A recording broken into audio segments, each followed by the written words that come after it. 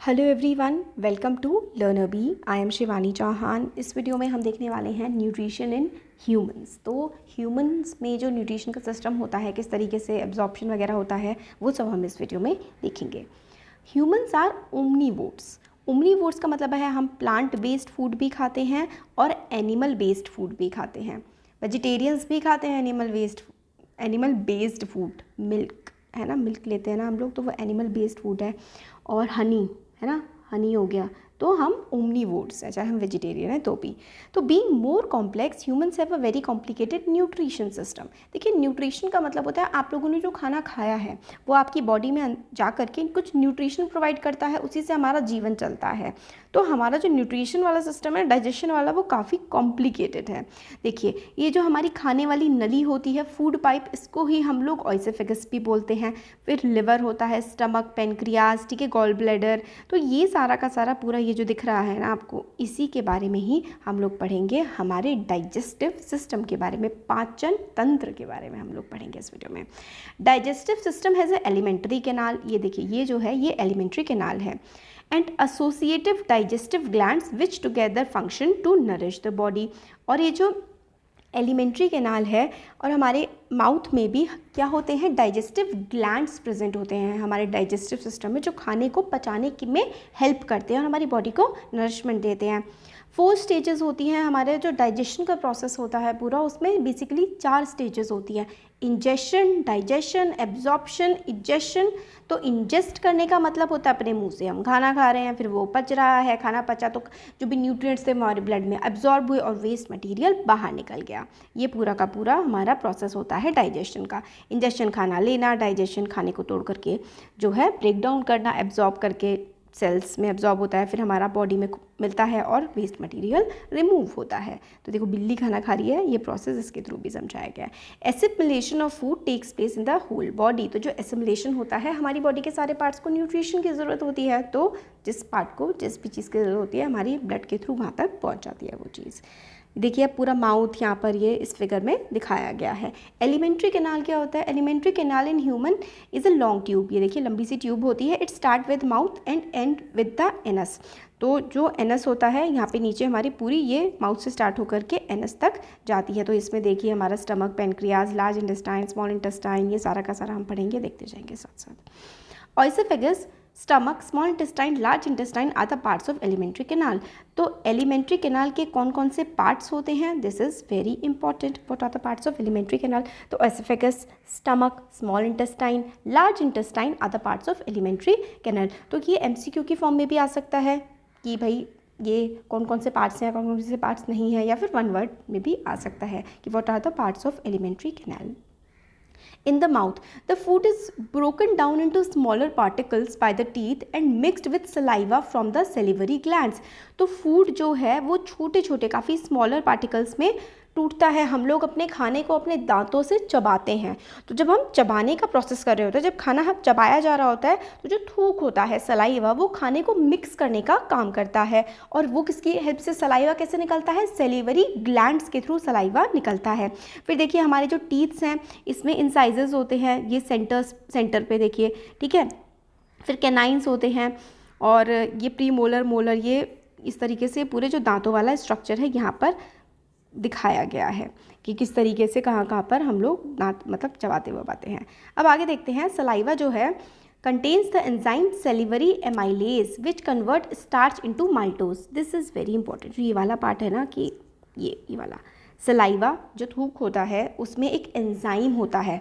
फिर से again question बनता है ये, which enzyme are saliva contains? तो सेलिवरी एमाइलेज होता है। और हमारे जो मुंह में ही ना स्टार्च मेल्टोज में कन्वर्ट हो जाता है। तो जो सलाइवा होता है उसमें एंजाइम होता है सेलिवरी एमाइलेज, जो काम क्या करता है? तो what is the function of salivary amylase? It convert starch into maltose. तो जो सेलिवरी एमाइलेज है उसका काम होता है स्टार्च को मेल्टोज में कन्वर्ट करना। स्टार्च सेलिवरी एमाइलेज से मेल्टोज में कन्वर्ट होता है। This is very important. तो ये ठीक है, इसमें ग्लैंड्स वगैरह हमें बताए गए हैं। ये आगे देखते हैं। Then the food passes through the oesophagus, मुंह से खाना चबाया, फिर उसके बाद जो ये नली थी इससे ऑइसोफेगस से हमारे पेट में को चला जाता है। द मूवमेंट कॉल्ड पेरिस्टाल्टिस, तो जब हम लोगों ने यहाँ पर देखिए ये वाले फिगर है, हमने अपने मुंह से खाना खाया, उसको चबाया, फिर ऑइसोफेगस से जो है हमारे पेट में खाना चला जाता है, वो थोड़े कुछ मूवमेंट्स से, मतलब कुछ ये मूव होती है और हमारे पेट में खाना पहुंचता है, उसी को हम लोग पेरिस्टाल्सिस कहते हैं। The movement called as peristalsis, तो पेरिस्टाल्टिक मूवमेंट से हमारा जो मुंह से खाना पेट तक पहुंच जाता है। अब पेट में क्या होता है? In the stomach the gastric glands produce gastric juice which contain enzyme pepsin, hydrochloric acid and mucus. This is very important कि भाई जो हमारा पेट होता है उसमें कुछ गैस्ट्रिक ग्लैंड्स होते हैं जो कि कुछ गैस्ट्रिक जूसेस को सिक्रीट करते हैं। कौन कौन से? देखिए, pepsin, hydrochloric acid and mucus. तो पेप्सिन, ठीक है, और HCl जो कि एसिडिटी हो जाती है जब HCl का कंटेंट बढ़ जाता है, और म्यूकस, ये 3 चीज़ें होती हैं, ये एंजाइम्स होते हैं जो कि हमारे पेट में प्रेजेंट होते हैं। HCl का pH 1 से लेकर के 1.5 से लेकर के 2.5 तक होता है, खाने को पचाने में मदद करता है। Hydrochloric acid makes the medium acidic and helps in the activation of pepsin. तो हम लोगों ने देखा था कि पेट में क्या क्या है? पेप्सिन है, हाइड्रोक्लोरिक एसिड है और म्यूकस है। तो हाइड्रोक्लोरिक एसिड एसिडिक मीडियम बनाता है हमारे पेट में, ताकि जो पेप्सिन है, पेप्सिन एक्टिवेट हो जाए। पेप्सिन को एक्टिवेट करने का काम करता है हाइड्रोक्लोरिक एसिड। और पेप्सिन का एक्चुअल में क्या काम होता है? पेप्सिन का काम होता है प्रोटीन को ब्रेक करना। PP, पेप्सिन किसको ब्रेक करता है? प्रोटीन को। और पेप्सिन की मदद कौन करता है? HCl करता है। तो HCl एसिडिक मीडियम क्रिएट करता है ताकि पेप्सिन काम कर सके, और पेप्सिन प्रोटीन्स को ब्रेक डाउन करने का काम करता है। पेप्सिन प्रोटीन को ब्रेक डाउन करता है।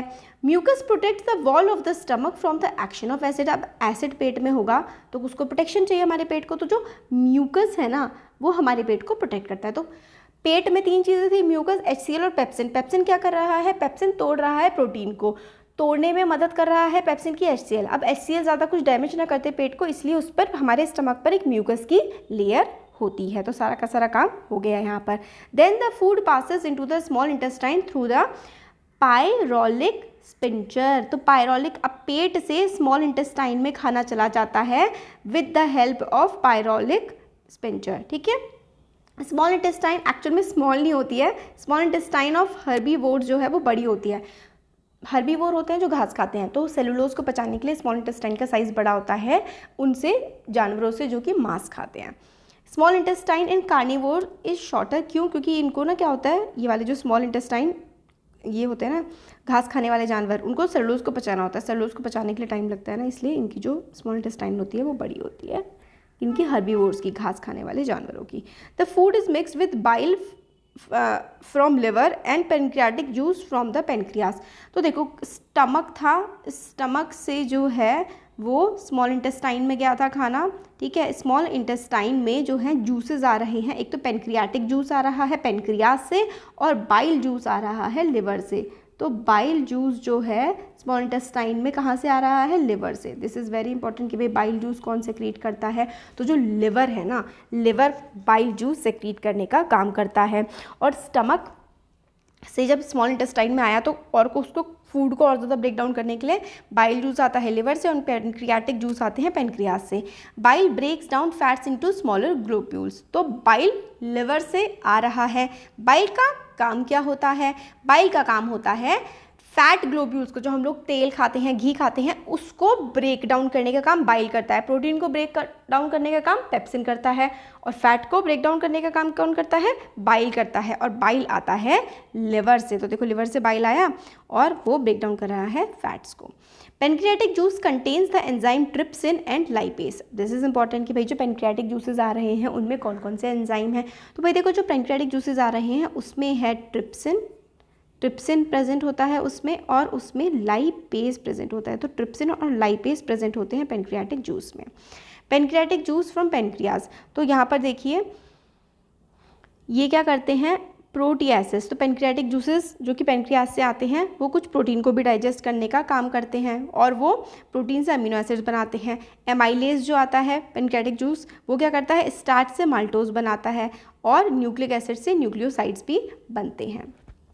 तो trypsin break down protein and lipase break down fat. ये इंपॉर्टेंट है कि भाई ट्रिप्सिन जो है वो प्रोटीन तो देखो पेप्सिन ने भी कर दिया था, ट्रिप्सिन भी प्रोटीन को ही ब्रेक डाउन कर रहा है। जो प्रोटीन पेप्सिन से बच गया वो ट्रिप्सिन ब्रेक डाउन करेगा, और लाइपेज जो है वो फैट्स को, बाइल भी जो है वो फैट्स को कर रहा है, और लाइपेज भी फैट्स को ही ब्रेक डाउन कर रहा है। तो लाइपेज डाइजेस्ट करता है फैट्स को, और बाइल सॉल्ट्स जो कि लिवर से आ रहे होते हैं वो इमल्सीफाई कर देते हैं, मतलब उसको बड़े बड़े, मतलब जो फैट ग्लोब्यूल्स को और ज़्यादा ईजी बना देते हैं ब्रेक डाउन करने के लिए। और ये डाइटरी फैट ट्राइग्लिसराइड्स जो हैं और ये मोनोग्लिसराइड्स होते हैं, फैटी एसिड्स मतलब ग्लिसराइड्स होते हैं। ये क्या कर रहे हैं ना, बेसिकली यहाँ पर ना कोई चीज़ फैट को कर रही है ब्रेक डाउन, कोई प्रोटीन को कर रही है। तो जो ट्रिप्सिन है वो प्रोटीन को कर रही है, ट्रिप्सिन और पेप्सिन, लाइपेज और बाइल जो है वो फैट्स को ब्रेक डाउन कर रहे हैं। अब स्मॉल इंटेस्टाइन में क्या होता है, the glands the wall of small intestine produce intestinal juice. तो जो ग्लैंड्स होते हैं स्मॉल इंटेस्टाइन के वो इंटेस्टाइनल जूस को सेक्रीट कर रहे होते हैं। Enzyme of intestinal juice convert carbohydrate into glucose. अब कार्बोहाइड्रेट भी ग्लूकोज में कन्वर्ट कर रहा है कौन, स्मॉल इंटेस्टाइन में कुछ जूसेस प्रेजेंट होते हैं वो। फैट्स को फैटी एसिड्स में, और ग्लाइसरॉल को प्रोटीन से अमीनो एसिड। तो देखो क्या हो रहा है स्मॉल इंटेस्टाइन में, क्या क्या हो रहा है, दिस इज़ इम्पॉर्टेंट कि भाई देखो इंटेस्टाइनल जूस कार्बोहाइड्रेट को ग्लूकोज में कन्वर्ट कर रहे हैं, फैट को फैटी एसिड और ग्लाइसरॉल, फैटी एसिड और ग्लाइसरॉल में कन्वर्ट कर रहे हैं, और प्रोटीन को अमीनो एसिड्स में कन्वर्ट किया जा रहा है स्मॉल इंटेस्टाइन में। The walls of small intestine has small finger like projections called villi having blood vessels. तो दिस इज इंपॉर्टेंट कि छोटी छोटी सी फिंगर जैसी प्रोजेक्शंस होती हैं, मतलब इस तरीके से फिंगर जैसी बाहर निकली हुई होती है स्मॉल इंटेस्टाइन में, ताकि सरफेस एरिया बढ़ सके और जो खाना है वो और मतलब जगह बढ़ सके खाने को डाइजेस्ट करने के लिए। बेसिकली यही काम होता है विली का। तो walls of small intestine has several fingers like projections called villi having blood vessels. तो विली में कुछ कुछ ब्लड वेसल्स ही होती हैं। तो वॉल्स ऑफ स्मॉल इंटेस्टाइन की जो वॉल होती है उसमें छोटी छोटी सी फिंगर जैसी प्रोजेक्शन होती हैं, जिसको हम लोग विली बोलते हैं, और उसमें ब्लड वेसल्स होती हैं। और विली क्या करता है, खाना अच्छे से पच जाए उसके लिए एरिया बढ़ा देता है। The digested food is absorb by blood and transported to all cells in the body. अब स्मॉल इंटेस्टाइन में खाना पच गया और पचा हुआ खाना पूरी बॉडी में पहुंच गया। अब जो थोड़ा बहुत बिना पचा हुआ खाना बचा है वो लार्ज इंटेस्टाइन में जाता है। स्मॉल इंटेस्टाइन में काफ़ी कुछ बच गया था, जो बच गया था वो लार्ज इंटेस्टाइन में जाएगा। वाटर जो है एब्जॉर्ब होता है लार्ज इंटेस्टाइन में। इंपॉर्टेंट कि वाटर कहाँ एब्जॉर्ब होता है, लार्ज इंटेस्टाइन में। Waste material is stored in rectum and later remove through the anus. तो फिर जो वेस्ट मटीरियल है वो रेक्टम में स्टोर होता है और एनस के थ्रू हमारी बॉडी से, जैसे पॉटी और टॉयलेट के थ्रू हमारा बाहर हो जाता है। Movement is regulated by anal sphincter. तो जो एनल से बाहर निकलता है वो एनल स्पिंचर मूवमेंट को रेगुलेट करता है। The food taken during nutrition use to provide energy to various life process. तो भाई जो न्यूट्रिशन मिलता है खाने से उसी से हमारी लाइफ चल रही है। All living organism including plant receive their energy required for their survival from a chain of chemical process called, ठीक है। अब इसके बाद हम लोग नेक्स्ट रेस्पिरेशन देखेंगे, ठीक है। तो खाना पचना हमने देख लिया, नेक्स्ट हम देखेंगे रेस्पिरेशन। Thank you.